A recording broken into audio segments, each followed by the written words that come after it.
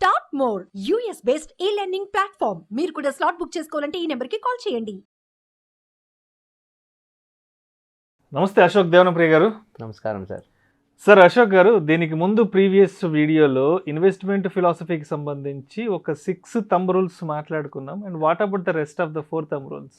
Okay, so మనము last 6 rules మాట్లాడినప్పుడు first market cap గురించి విన్నాము, తర్వాత 2 earnings quarterly and yearly earnings గురించి విన్నాము. దాని తర్వాత వాల్యుయేషన్స్, ప్రైస్ ఎర్నింగ్స్, మళ్ళీ ప్రైస్ బుక్ వాల్యూ గురించి మాట్లాడినాం. దాని తర్వాత డెట్ గురించి మాట్లాడినాం. ఇప్పుడు ఇంకా 4 ఫ్యాక్టర్స్ ఉన్నాయి. దాంట్లో ఒక ఫ్యాక్టర్ వచ్చి మేనేజ్మెంట్. ఏ కంపెనీ అయినా దాన్ని రన్ చేసే రాజు, you know the captain of that ship, owner of the company ఎవరు ఉంటారో ఆయనకి ఆర్గనైజేషన్ మీద పట్టు ఉండాలి. ఓకే, ఆ మేనేజ్మెంట్ మీద మనకు కాన్ఫిడెన్స్ రావాలి. People don't invest on companies, people invest on people. ఎందుకంటే వాట్ ఈజ్ అ కంపెనీ? ఈ కంపెనీ అంటే కొన్ని కంప్యూటర్లు, కొన్ని గోడ్ల. కంపెనీ అంటే ఏంటి? మేడప్ ఆఫ్ పీపుల్ కదా. People are the company. So who run that people, who run those people? The captain. ఆ కెప్టెన్, ఆ సామ్రాజ్యానికి రాజు ఒకడు ఉంటాడు. అతను సత్తా ఉండేవాడైతే సామ్రాజ్యం పుష్కలంగా ఉంటుంది, సమృద్ధి ఆటోమేటిక్గా వస్తుంది. So management is very critical. మేనేజ్మెంట్లో ఏ విషయం ఏంటంటే మేనేజ్మెంట్కి బిజినెస్లో సీరియస్నెస్ రావాలి. ఫర్ ఎగ్జాంపుల్, మీరు ఒక 100% షేర్స్ ఉంటే మేనేజ్మెంట్ దగ్గర ఎక్కువ షేర్ హోల్డింగ్ ఉంటే మేనేజ్మెంట్కి ఆ ఒక బిజినెస్ మీద ఒక సీరియస్నెస్ వస్తుంది, గ్రిప్ ఉంటుంది, సీరియస్నెస్ ఉంటుంది. ఇప్పుడు 5% ఓనర్షిప్ ఉంటే మేనేజ్మెంట్ ఎందుకు సీరియస్గా తీసుకుంటారు? వేరే ఏదో చేసుకుంటారు. అదే వాళ్ళకి 50% ఉంటే ఆ బిజినెస్ మీద చాలా సీరియస్నెస్ చూపిస్తారు. అది ఒకటి. మేనేజ్మెంట్ ఎక్కువ హోల్డింగ్ ఎక్కడ ఉంటుందో అక్కడ మంచి పట్టు ఉంటుంది. రెండోది, అదే మేనేజ్మెంట్ షేర్స్ ప్లెడ్ చేస్తారు. కష్టాలు వచ్చినప్పుడు అప్పులు తీసుకునేటప్పుడు మనం ఏం చేస్తాం? నగలు పెట్టి అప్పులు తీసుకుంటాం. That's what poor people and lower middle class people do. Middle class వాళ్ళు ప్రాపర్టీలు ప్లెడ్ పెట్టి డబ్బులు తీసుకుంటారు. కంపెనీస్ షేర్స్ ప్లెడ్ చేసి లోన్లు తీసుకుంటారు. ఇప్పుడు ఒక 100 కోట్లు షేర్స్ పెడితే బ్యాంక్లో 50 కోట్లు అప్పిస్తారు. ఆ డబ్బు తీసుకొని బిజినెస్ మేనేజ్ చేస్తారు. ఫర్ ఎగ్జాంపుల్, మీరేమైనా మీ కంపెనీ షేర్స్ని ప్లెడ్ చేస్తే it's a bad news for market. మార్కెట్కి అది నచ్చదు. ఎందుకంటే మీరు షేర్స్ అక్కడ ప్లెడ్ చేసినప్పుడు మీ ఒక గ్రిప్ తగ్గుతుంది. మీ గ్రిప్ తగ్గినప్పుడు మీ డెసిషన్ మేకింగ్ స్కిల్స్ కూడా తగ్గుతుంది, మీ ఎబిలిటీ తగ్గుతుంది. అందువల్ల మార్కెట్ డజంట్ ఎంటర్టైన్ ప్లెడ్జింగ్. అందుకే మేము ఏం చేస్తామంటే అన్ప్లెడ్జ్ ప్రమోటర్ హోల్డింగ్ ఎంత ఉందని అడుగుతాం. ఇప్పుడు ప్రమోటర్ హోల్డింగ్ 70% ఉండి ప్లెడ్జింగ్ 15% ఉంటే unpledge promoter holding is 55%. Promoter holding 70% ఉండి ప్లెడ్జింగ్ 50% ఉంటే అన్ప్లెడ్జ్ ప్రమోటర్ హోల్డింగ్ 20% ఓన్లీ. ఏం కంట్రోల్ ఉంది? సపోజ్ షేర్స్ ఏమైనా 50% పడిపోతే మళ్ళీ బ్యాంక్ కూడా వస్తాడు. నేను ఆల్రెడీ 100 కోట్లు షేర్స్కి 50 కోట్లు అప్పించాను, కానీ నీ షేర్ సగం పడిపోయింది, ఆల్మోస్ట్ లెవెల్ అయిపోయింది రేటు, నాకు ఇంకా షేర్స్ ఇవ్వు అంటాడు. ప్లెడ్జ్ ఓవర్ ప్లెడ్జ్ అవిష్య సైకిల్ వచ్చేస్తుంది. That is very dangerous for business. Pledging ఎప్పుడు చాలా తక్కువ ఉండాలి. అలాంటి కంపెనీస్ మీద ఫోకస్ చేస్తాం. That is rule number 7. Rule number 8 ఏంటంటే ఆపరేటింగ్ మార్జిన్. జనరల్గా బిజినెస్ చేస్తే ఏదో ఒక బిజినెస్, నేను ఆ బిజినెస్ స్టార్ట్ చేస్తున్నాను చెప్తే ఫస్ట్ థింగ్ మీరు అడిగేది ఏంటి? ప్రాఫిట్ ఎంత వస్తుంది? 100 రూపాయలు మనం రెవెన్యూ చేస్తే 30% మార్జిన్ ఉంది. ఈ బిజినెస్లో మార్జిన్ ఎంత ఉంది? This a basic question.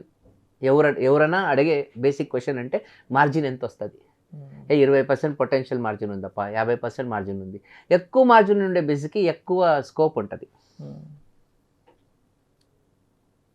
Got it? Traditional కంపెనీస్లో మార్జిన్ తక్కువ ఉంటాయి. హెవీ క్యాపిటల్ ఇంటెన్సివ్ కంపెనీస్లో మార్జిన్లు చాలా తక్కువ ఉంటాయి. ఎమర్జింగ్ కంపెనీస్లో మార్జిన్స్ ఎక్కువ ఉంటాయి. సో ఎక్కువ ఆపరేటింగ్ మార్జిన్స్ ఉండాలి.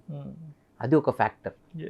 మార్జిన్ ఎక్కువ ఉంటే మోర్ ప్రాఫిట్, ఎక్కువ ప్రాఫిట్ వస్తే మోర్ వాల్యుయేషన్ వస్తే more share price more profits for end user. Company profit కదా, నా ప్రాఫిట్ లెక్క కదా, నేను కంపెనీలో ఇన్వెస్ట్ చేశాను. అది ఐటమ్ నెంబర్ 8. ఐటమ్ నెంబర్ 9 వచ్చి ఇప్పుడు ఒక స్టోర్ సేల్స్కి ఉంది, 2 కోట్లు ఇస్తే ఆ రీటైల్ స్టోర్ ఇచ్చేస్తారంట అని చెప్పి, that is a valuation of the retail store. మీరు ఫస్ట్ క్వశ్చన్ ఏం అడుగుతారు ఆ రీటైల్ స్టోర్ గురించి? మీరు 3 క్వశ్చన్లు అడుగుతారు. నెంబర్ 1, ఇయర్లీ సేల్స్ ఎంత చేస్తాడు?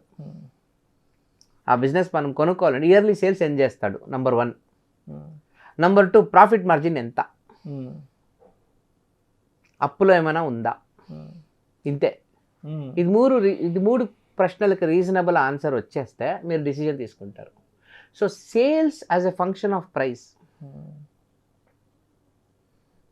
ఎన్నోసార్లు ఏమవుతుందంటే ఒక కంపెనీ వాల్యూ ఒక 100 రూపీస్ ఉంటే ఆ కంపెనీ ఒక sales, annual sales, yearly sales at least 50 రూపాయలు ఉండాలి. అప్పుడేమవుతుంది, 2 ఏళ్ల సేల్స్ అంతే వాల్యుయేషన్. 10 రూపాయలు ఉంటే 10 ఏళ్ల సేల్స్ అంటారు. అది ఆ number, price divided by sales. ఆ నంబర్ ఎంత తక్కువ ఉంటుందో కరెక్ట్ అంత మంచిది. ఇప్పుడు లాస్ట్ ఇయర్ ఏం సేల్స్ చేస్తారు మీ షాప్లో? సార్ 1 కోటి రూపాయలు చేస్తున్నాం. అవునా, 2 కోట్లు ఇస్తా. 10 కోట్లు అడిగితే? And the last one very important is return on equity. Share holder డబ్బులు ఎందుకు వేస్తాడు? ప్రాఫిట్ కోసం.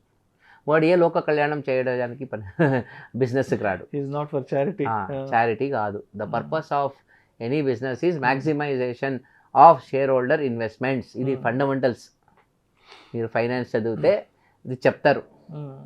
Purpose is maximisation of share holder wealth అంటారు. అది ROE, రిటర్న్ ఆన్ ఈక్విటీ. తను వేసిన డబ్బులకి ఎంత రిటర్న్ వస్తుంది అనేది ఫ్యాక్టర్. అక్కడ ఒక మ్యాజిక్ నెంబర్ ఉంది. నాకు అట్లీస్ట్ 18% ఉండాలి. ఎందుకంటే 12% అప్పు కోఆపరేటివ్ బ్యాంక్లో పెట్టేస్తే ఇస్తారు. నేను బయట రావాలని అట్లీస్ట్ 1.5 రూపాయి వడ్డీ నెలకు కావాలి కదా నేను వేసిన డబ్బుకి. So if the ROE is not less than 18, I don't want that share. So to summarize, market cap which talks about the valuation on a broader scale. ఏ ఒక లెవెల్లో ఉంది, mid cap, small cap, large cap. రెండోది ఆ 2 earnings, quarterly earnings, annual earnings చెప్పాను కదా, test, exam. మూడోది valuations, price to earnings, price to book value. Company మూసేస్తే ఏం జరుగుతుంది, టోటల్ 5 అయింది. దాని తర్వాత అప్పు 6ఓది. 7ఓది మేనేజ్మెంట్. మేనేజ్మెంట్కి మంచి గ్రిప్ ఉండాలి, మంచి ఓనర్షిప్ ఉండాలి, ప్లెడ్జింగ్ తక్కువ ఉండాలి. 8 price to sales. 9 operating margin, business margin ఎంత ఉంది. Last one return on equity. That's all. ఈ 10 ఫ్యాక్టర్స్ బ్రాడ్ లెవెల్లో చూస్తే, అనలైజ్ చేసి మీకు ఇప్పుడు కూడా ఈ 10 ఫ్యాక్టర్ల మీద ఇప్పుడుండే దాదాపు 4,000 స్టాక్స్లో మీరు రీసెర్చ్ చేయగలిగితే మీకు ఈజీగా నా ప్రకారం ఒక 25 కంపెనీలు వస్తాయి లిస్ట్లో. ఆ 25 కంపెనీలో ఏ 5 కంపెనీలు కొనాలంటే వీల్ గెట్ ఇంటూ టెక్నికల్స్. ఒట్టి ఫండమెంటల్స్తోనే నేను చూడను. I always look at techno fundamental perspective. నేను అప్పుడేం చేస్తాను, ప్రైస్ బిహేవియర్ చూస్తాను. గత 15 ఏళ్లలో ప్రైస్ ఎలా మూవ్ అవుతుంది, ప్రైస్ లెవెల్స్ ఎలా ఉంది, ఎక్కడ సపోర్ట్ రెసిస్టెన్స్ ఎక్కడ ఉంటాయి, ఓకే 10 ఏళ్లలో ఎప్పుడైనా మంచి బ్రేక్అవుట్ వచ్చిందా, వాల్యూమ్స్ ఏం చెప్తున్నాయి, ప్రైస్ యాక్షన్ ఎలా ఉంది, ఇలాంటి ఫ్యాక్టర్ని స్టడీ చేసుకొని ఎంట్రీ ఇస్తే ఒక లాజికల్గా ఉంటుంది.